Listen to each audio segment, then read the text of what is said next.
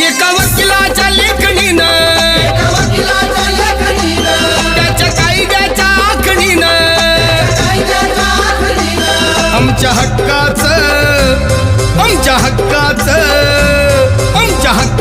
लेखन व माय मग कुणी नाही केलं भलं व माय अग दिल्लीचं दालन फुलं व माय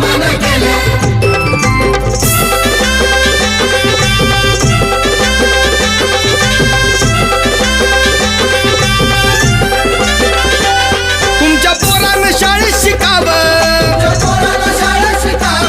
आशाला जारीला मुकावं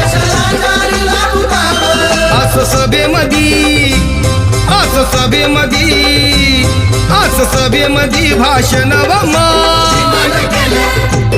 मग कुणी नाही केलं भलं